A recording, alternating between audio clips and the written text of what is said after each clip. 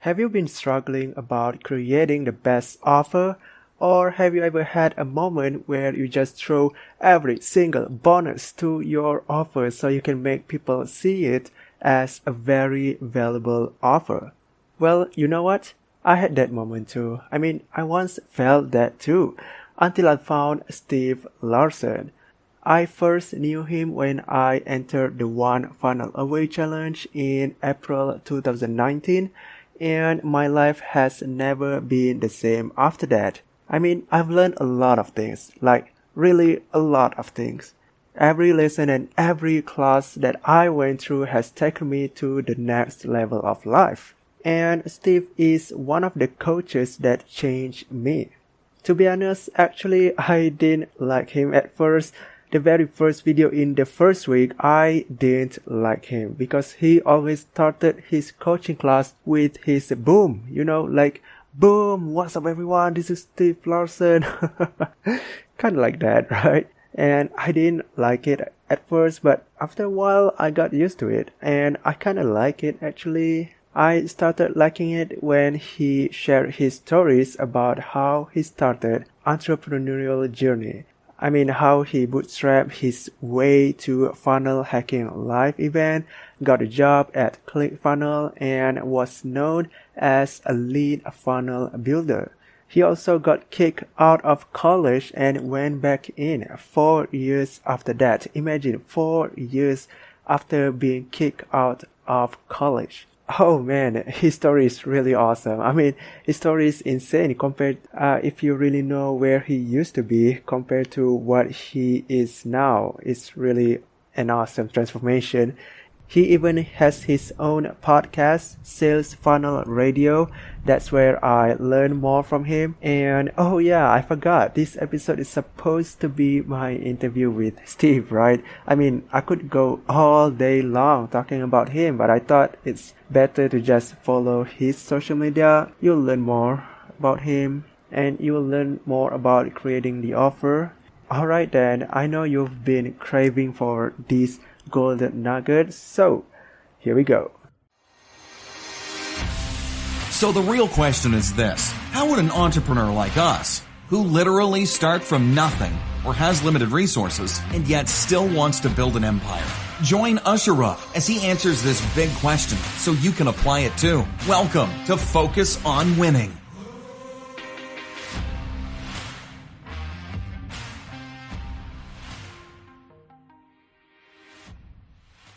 Hey Steve, say what's up to our winners and tell us one of the best things that ever happened in your entrepreneurial journey. What's up, Ashraf? And what's up, everyone else? Thank you so much for having me on here. Thanks, bro. I really appreciate you having me.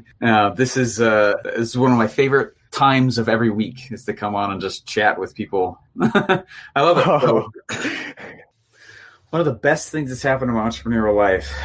Yes. One of the best things, there's a lot of bad things, but there's one of the best things, though. I think one of the best things that's happened has been there must be a lot. Learning how to answer questions fast. Okay.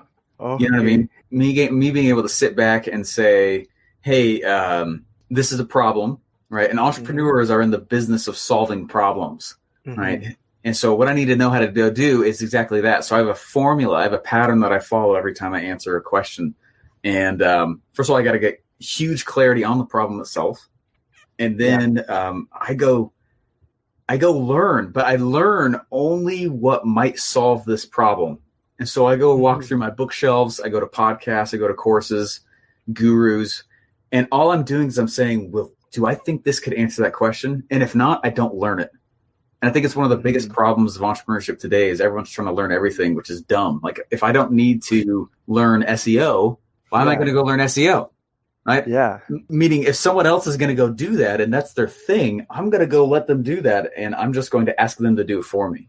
And so having like your own formula for problem answering, it will bless your entrepreneurial journey like crazy. It's one of the best things that's happened. Mm-hmm. And you mentioned about finding a who rather than learning how, right? Yeah.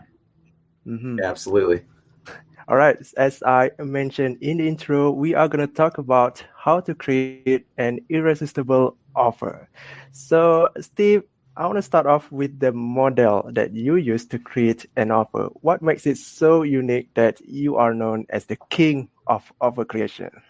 Um, there's actually a lot of models that I use. I only teach one or two of them in like the one. I only teach one of them in one funnel way. But there's actually a very. It takes me 2 days of my own event to go do, so I'm not going to be able to drop it all here. But what I do though is, it's based on. Here's the problem. It took me 34 tries to go get a product to work over about 5 or 6 years. 34. And people be like, I tried this entrepreneur game. I tried this internet game and it didn't work. It's like, dang, you got to try again. It took me 34 shots. I counted recently and it's 34. And one of the problems with those first 34 was that I was trying to say, what product should I sell? What product should I sell? What product should I sell? I'm not the one buying it. I shouldn't be asking myself. And that's one of the biggest issues people have when they create a product. They put their own opinions into the offer creation process. And like, well, I wouldn't buy that. You're not the one buying it. So why are you even caring about that? What you have to be good at, this is not about you being a creative genius putting together this amazing product. Like, that's not how the game works. The game works by you being a detective. Let me go see first of all, who I want to serve, where they're trying to go, and what problems they're running into. Can I solve one of those problems? And I anchor what I sell off of one of those problems. And that's like the bare bones formula, which is I have to know who I'm serving and who I'm not serving. I have to know where they're trying to get already, and I have to know what problems they're running into. That's how. Then I create my products based off of that, and it's much easier. And it's much more. There's a lot more to it, but at a bare bones level, those are the questions to be asking. So instead of what product should I sell, that's like question 100. Okay, you got to go way earlier than that and ask, who do you want to serve? Who do I want to serve? Where are they going? And what problems they're running into? And then what I do from there is I think about this, and I think not all problems pay me the same amount of money. Not all problems are valuable, right? Mm-hmm. I want to make sure that the problems they're running into, I'm only going to choose one of them and make sure it's really, really, really valuable if I was to go solve it. So what I will do is I'll sit back and say, like, if I'm going to solve the problem of how to put groceries into a bag at the end of a checkout, that's not a very valuable problem, and I will be paid little. What I want to get good at, and what every entrepreneur is in the business of, is solving valuable problems. So I'm going to go back and I'm going to look at each one of these pieces and say, hey, here's this valuable problem, this valuable problem, this valuable problem, and I rank them. And I say, you know what? This is the one problem right here that I'm going to spend all my business focusing on solving. And when you create, there's several offer models from there, but when you create it from that standpoint, what happens is you build a business and an offer that is customer centric instead of your own opinions centric, right? It's not about you think, well, this is going to be an amazing thing that I think of because I'm the entrepreneur and I have to be this creative guy. That is so false and so opposite to how real entrepreneurs actually pull it off. It's not, has nothing to do with our opinions because we're not the ones filling our own wallets. Mm-hmm, yeah. So let's get real specific into our topic. And I have this job really long time, and I might want to ask this: if the offer has a higher value than the main product, how do you get profit from that?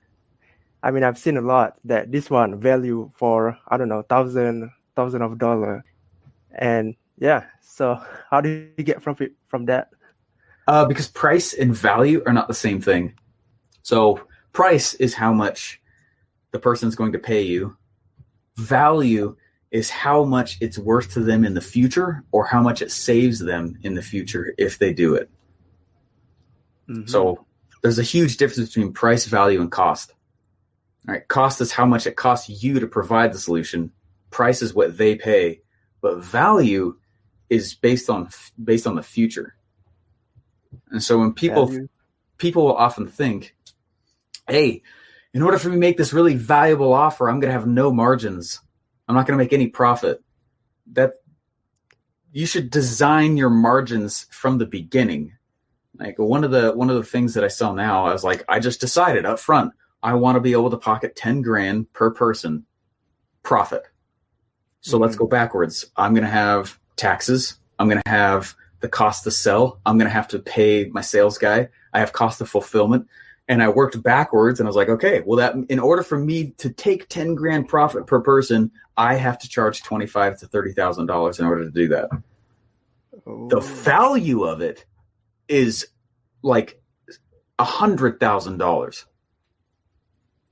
Because if they, and this is what my students are doing, if they do it, which they are, I'm forcing them to, but through several clever things we put together and after having done this for years. But if they do it, I will be appalled if it's less than $100,000 than they make. Right. So the value is very, very high, but the price is $30,000. And a lot of them go way past that. So price, cost, and value are very different. You don't need to sacrifice margins in order to make something valuable. And your perception of price is not their perception of value. Like for example, if I was to go in and I was to build a funnel for myself, I mean, how valuable is that to me? It's not as valuable to me as it is to if I build someone else's funnel, because they don't know how to do it. Their perception of value is higher than if I build a funnel for me. I'm like, oh yeah, we built a funnel. They usually cost me about 10 to 15 grand to make with my team. And then if I was to go do it for somebody else, though, the value to them is way higher, way, way, way higher. And so it's a big trap people fall into in early entrepreneurship. Well, I don't know that I'd pay for this. You're not the one paying for it at all. And it's not that valuable. Maybe to you, but to someone else in a certain category, it might be really, really valuable. And so that's what the game's all about. There's a lot of offer creation methods past there, but it's based on that foundation. If you can't have that foundation, none of the offer creation methods work. So, Steve, there are two kinds of offer, right? Digital and physical. And I know for some people, they say digital offer is better because it doesn't cost money. But you once said that physical is better because people can touch it, can feel it, smell it, and everything. So they will automatically want that offer. So this makes me wonder, how do we know which one is profitable, digital or physical? I would say physical is better. There's a give and take between them, though. For example, in digital, and there's a lot more than just two types also. But the relationship between digital and physical is very interesting, right? If I go in and for example, like when Russell and I were building his .com secrets book funnel, I'm trying to see if I have the book around me. When we were building that funnel, we start with something physical, the book, right? Because like when something is coming in the mail from Amazon, you know what's funny is like if I sell an information product on the internet and if for some reason a customer can't log in within like an hour, they're like, oh, this might be a scam. But if I buy something off Amazon and I know I have to wait 2 days, I don't call Amazon saying it's a scam. Isn't that interesting? Mm-hmm. Our expectation of physical versus digital is very, very different. It's very, very different. And because of that, the values are very, very different usually. And the prices, again, are also very different. Because I know when I buy a book off of Amazon that someone has to take it off a shelf, someone has to go put it in a box, someone has to seal it, someone has to put a shipping label on it, then it's going to go in a truck. And then it's going to drive, it might get on an airplane, get back in a truck, go to my, like the customer knows that. And because they know that, there's actually a higher perceived value of getting a book like that than there is me buying the same PDF of that book, right? And have instant access to it. Yeah. Right? Time increases value when we're expecting it to show up. Where this anticipation, that's one of the benefits physical has over digital. There's time for anticipation. And like, oh, it's like a vacation that's coming up. You're like, oh my gosh, I can't wait for this vacation. And you're signing. It has been proven that you have just as much enjoyment thinking about the vacation coming up as you do on the vacation. Mm-hmm. So that's one of the major benefits physical has over digital. But I am an information product seller because info has much higher margins typically than physical. And so what you do is you just put them together. We'll start with physical, and then we'll put info afterwards for pure profit. We'll put that loss leader as physical up front because there's high perceived value. And then after that, it's very info. And that's where the profits come from. So the upsell usually about digital, and the downsell, all of that must be digital. Is that what you mean? A lot of times. Yeah, a lot of times. Because it's where pure profit comes. And the second yes is always easier than the first yes. Mm-hmm. So we get the easy first yes by putting the physical product up front, and then we'll do info. We're doing that right now with the client, and it's one of the fun tricks how to make the internet game work really well. Oh, yeah. So, how about you walk us through the step-by-step process in creating an offer? Maybe the surface of it, right? Yeah, it's just the surface of it for sure. Yeah. So I go back to this formula of who do I want to serve? Most people don't ask that. So they serve anybody who has the money. That is not a good customer. I want to serve somebody who is A, a dream, and B, who actually has the money. Just because somebody has the money does not mean I should sell them. Then what I want to go do again is ask where they're trying to go already. This is important because I don't have to deal with somebody who doesn't already have the desire to get somewhere. Like, oh, you're trying to get to this result and you're already moving? That's awesome. That means I skip having to sell to people who aren't moving, who aren't sold on it, who don't do anything in their lives, who aren't willing to take risks, who aren't trying to buy things already. I skip all that crowd by saying, who am I serving? Where are you already trying to go? And then number 3 is, what problems are you running into as you move? The fourth part is I look to see, this is when I call it the problem planner, and I go through it. I rank the problems and I figure out the very valuable problems that I could go solve. When I'm creating the offer, the next step is I think through the solutions. What is a solution that I'm willing to provide that would be valuable, that is based on where they're already going, that's based on my who? All these things link back together. But what's powerful about it is if I can get clear on my solution, just one products or solutions, products or services, it doesn't matter. Digital, physical, does not matter at all. My favorite thing to sell with this method is software. But anyway, what I do is I think through the product, and then I just think through very simply. I'm like, well, what are the problems they're going to run into when they use my product? And then that's how I create my offer. Like, could we solve those follow-up problems? So I'm not just, whenever I create an offer, a product and an offer are not the same thing, right? I'm going to go think through a product. I'm going to think about all the problems that my solution is going to bring up. For example, I never in my life had to think about how to create a sales letter until I bought ClickFunnels. ClickFunnels actually gave me that problem. I never in my life did not know what an SMTP email account was until I bought ClickFunnels. I didn't know I had to solve that problem until ClickFunnels gave me that problem.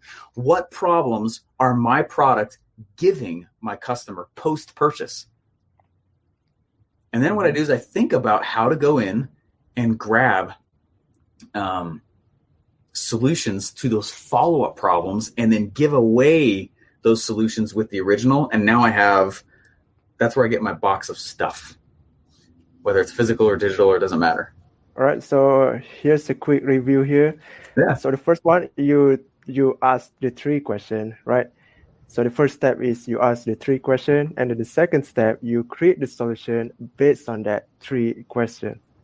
Yeah, absolutely. So Steve, you've been in this game for quite some time now. So what is the number 1 secret to create an irresistible offer?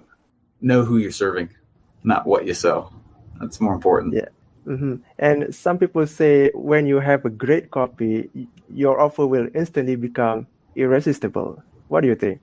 So that's kind of a different topic. So we create a great offer. but it's a very key question though. Offers never sell themselves. Products never sell themselves. You know, when companies come out and say this product is so good, all you have to do is get it in front of people and they'll buy it. That is a pile of steaming garbage. That is terrible advice. What we create for the offer is a sales message. The sales message is what does the selling, right? So although we go through all this work to create a really sexy offer, we have to go create a sales message that sells the offer. Products don't sell themselves. So when someone's like, I made an offer, how come no one's buying it? And then you go look at their copy, like you're saying, or they don't have any, you're like, well, that's why no one's buying. You're not asking them to in a sales letter. So that is true, but they're very different. A sales message is a promise, and an offer is nothing more than fulfillment on that promise. That's how they work together. Wow, you just dropped massive value bomb, Steve. I love that. Thanks. So yeah, it's 25 minutes or 20 minutes? Yeah, I got just like another 2-3 minutes here and I have to head out. All right, so we are close to an end today. So Steve, what's the final takeaway that our listeners will really get from our chat today? I think when you stop trying to learn everything and just instead, like there's an immersion phase that has to happen. But what you have to do is after you kind of get through that immersion phase, you have to focus heavily on just the one problem in front of you and only answer that. Otherwise, you will swim in the sea of never-ending information, books longer than you could ever read in your life. And you got to put the books down, right? Stop learning after a while. If you know you're still in immersion phase, that's great, but don't use it as an excuse to not do something. You know, you can't use it as an excuse. What happens is people keep learning and they don't do anything. But the fact that they're learning, they use it to feel the semblance of motion, right? It's like you're not doing anything. You're just learning at something else again. But why are you learning it? Do you need to answer the problem in front of you? No? Okay, then why are you learning? Or put the book down. Stop learning everything. And after you've gone through it, I think the immersion phase is very important. You should do it and go learn everything you can about the topic because you don't know what you don't know. But then after a while, though, stop, start moving, and then only answer the problems that pop up in front of you while you move. Mm-hmm. And it's also about using a book rather than just read a book. Exactly. Yeah, I love that. Absolutely. So, Steve, share with us how we can find more about you and how to connect with you. Thank you. Yeah, if you guys go to just stevejlarsen.com, that's kind of the hub for everything. Everything's right there. So for the listener, go check out stevejlarsen.com and connect with him on Instagram or Facebook, right? So Steve, thank you for sharing your ideas and insights with us. Really happy to have you here. And for the listeners, I will catch you another time. Hey, this was great. Thank you so much.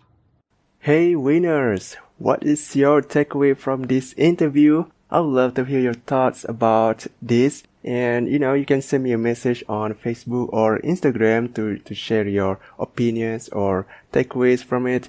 Or maybe you can screenshot this episode and share it on your stories. Oh yeah, and don't forget to tag me as well. I believe this episode can help many people in creating their offer. So I would be really thankful if you share this in your stories. And if you want to discover more about business ideas and strategies on how to use social media to dominate your online business, subscribe to the show. And I promise you can implement everything right after listening to each episode. Alright, talk to you soon. Hey, thank you for listening. We hope you can implement everything from this episode. And would you like to know more about business strategies and life hacks that you can apply right now? If so, subscribe to this podcast so you can become the best you.